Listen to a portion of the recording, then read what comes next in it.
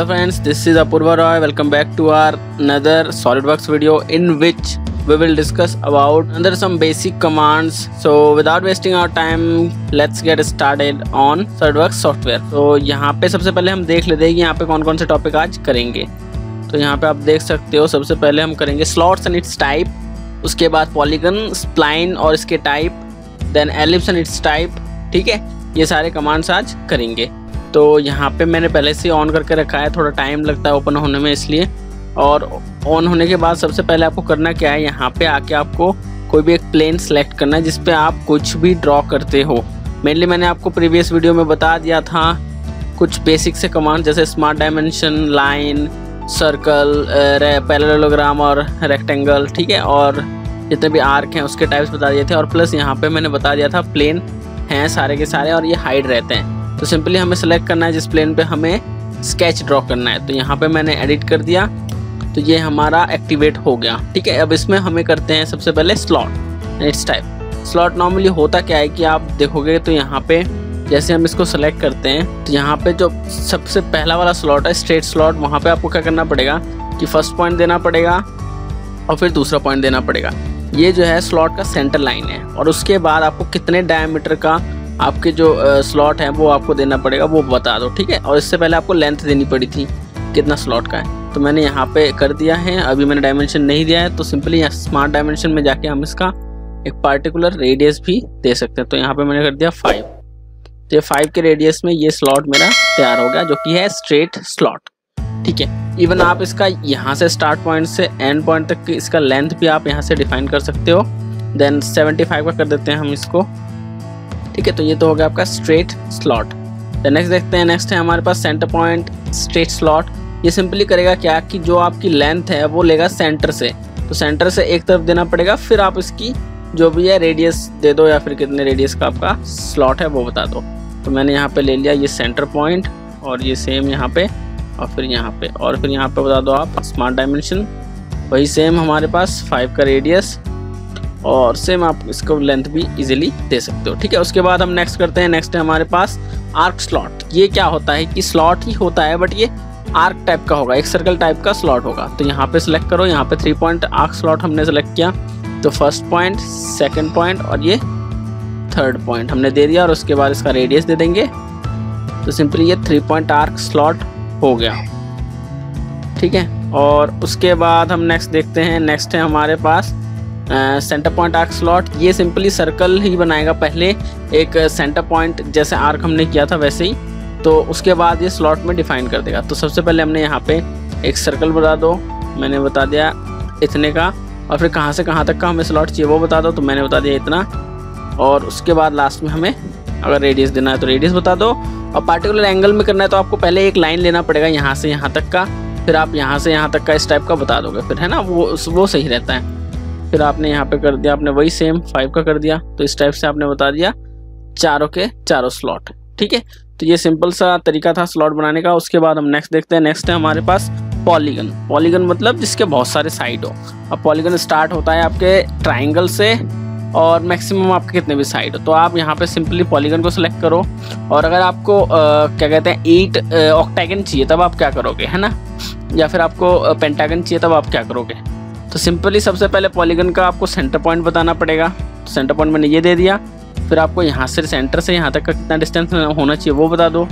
और उसके बाद अगर आपको ऑक्टागन चाहिए या फिर हेक्सागन चाहिए, आप यहाँ से सेलेक्ट कर लो। जैसे मैंने यहाँ पे 8 था, यहाँ पे मैंने कर दिया 5, तो आप यहाँ पे देख सकते हो ये पेंटागन बन गया।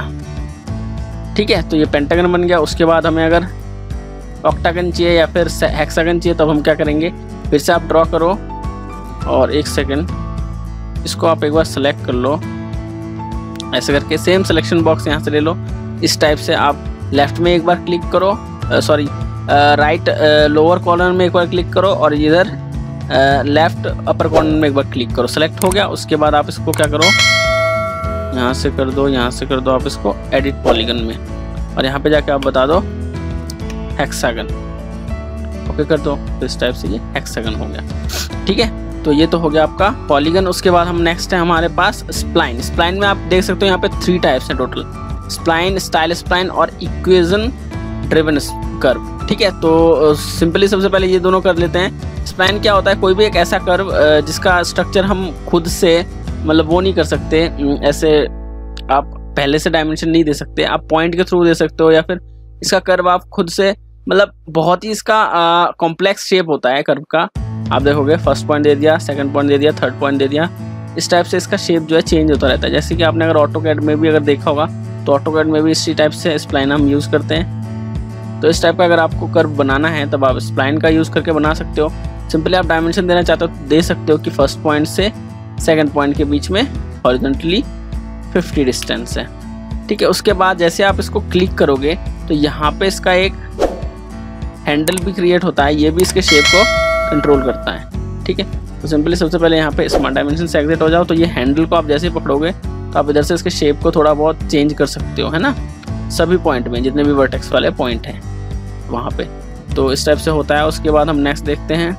नेक्स्ट स्प्लाइन का टाइप है स्टाइल स्प्लाइन। ये भी इसी टाइप का होता है लेकिन इसमें वर्टेक्स दिखेंगे आपको, जैसे मैंने पहला बता दिया, सेकंड बता दिया, तो इसके बीच में से जो हमारा कर्वेचर शेप है वो लेगा।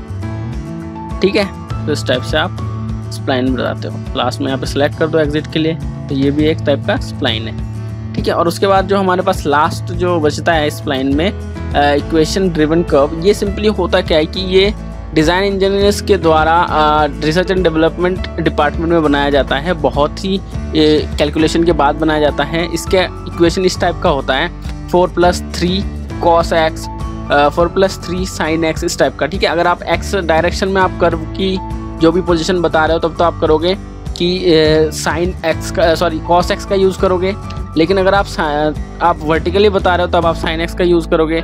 तो इस टाइप से होता है इसका इक्वेशन। ऐसे नहीं कर सकते हम, पहले से आपको R&D डिपार्टमेंट में ये बना हुआ मिलता है, उसको हम इंसर्ट करके देन हम उसको शेप देते हैं। ये ज़्यादातर यूज़ होता है आपके सरफेस मॉडलिंग में यूज़ होता है।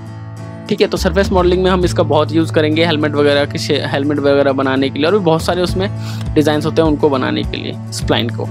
ठीक है, उसके बाद हम यहाँ पे आते हैं एलिप्स में, एलिप्स और एन इसके टाइप्स में। तो जैसे आप यहाँ पे आते हैं तो यहाँ पे आपको देखने को मिल जाएगा 4 टाइप के एलिप्स हैं। तो सबसे पहले ऊपर वाला एलिप्स लेते हैं, हालांकि वो पैराबोला और हाइपरबोला होता है, यहाँ पे पैराबोला और कॉनिक होता है, वो देखते हैं। तो सबसे पहले यहाँ पे हम एलिप्स बताने के लिए सबसे पहले हमें क्या करना पड़ेगा, वही सेम जैसे सर्कल के लिए हमें सेंटर बताना पड़ता है, इसको भी सेंटर बताओ। फिर आप मेजर एक्सिस बता दो। मेजर एक्सिस मतलब आप जो मैक्सिमम इसका डायमीटर लेना चाहते हो या रेडियस लेना चाहते हो वो बताओ। फिर आप मिनिमम इसका रेडियस या फिर डायमीटर बताओ। ठीक है, तो इस टाइप से आप एलिप्स बता दोगे। उसके बाद इसी के नीचे पार्शियल एलिप्स होता है, इसे एलिप्टिकल आर्क भी कहते हैं, पार्शियल एलिप्स भी कहते हैं। तो ये भी सेम एलिप्स की तरह ही होता है लेकिन एक आर्क में होता है। ये आर्क मतलब ओपन आपका एलिप्स कह सकते हो इसको। ठीक है, तो सेम आपको सेंटर, फिर आपको मेजर इसका एक्सिस और फिर माइनर एक्सिस, और कहाँ से कहाँ तक ओपन चाहिए वो बता दो। तो हमें जैसे ये हाफ चाहिए था तो ये हाफ हमने ले लिया। ठीक है, ये तो हो गया आपका पार्शियल एलिप्स। उसके बाद हो गया आपके पास पैराबोला। पैराबोला सिंपली ये क्या होता है कि फर्स्ट पॉइंट देके आपने सेंटर बता दिया पैराबोला का, फिर आपको किधर किस डायरेक्शन में चाहिए वो बता दो। डायरेक्शन बताने के बाद आपको कितना से कितने तक आपको ये चाहिए, आर्क चाहिए, ये वाला आर्क पैराबोला का, वो बता दो। मैंने बता दिया यहाँ से यहाँ तक, तो ये इस टाइप का बन गया। ठीक है, इसी तरह यहाँ पे कॉनिक में आ जाओ। कॉनिक में सिंपली ये कुछ नहीं होता है, आपको पहले 2 पॉइंट बताना पड़ेगा एक लाइन के थ्रू, और उसके बाद आपको किस डायरेक्शन में चाहिए वो डायरेक्शन बता दो। जैसे मैंने बता दिया ये डायरेक्शन है। ठीक है, उसके बाद ये डायरेक्शन तो है लेकिन अब इसी डायरेक्शन में कितना देना है आपको वो बता दो, कितना कॉनिक चाहिए, है ना। तो इधर अगर आपको ज़्यादा कॉनिक चाहिए तब तो आप नीचे की तरफ ज़्यादा वो कर लो, है ना, ड्रैग कर लो। अगर आपको थोड़ा सा चाहिए, थोड़ा कर्वेचर में चाहिए, तो आप इतना कर दो। तो इस टाइप से आप कॉनिक का डिफाइन कर सकते हो। तो सिंपली यही था आपका सिंपल सा बेसिक सा कमांड्स।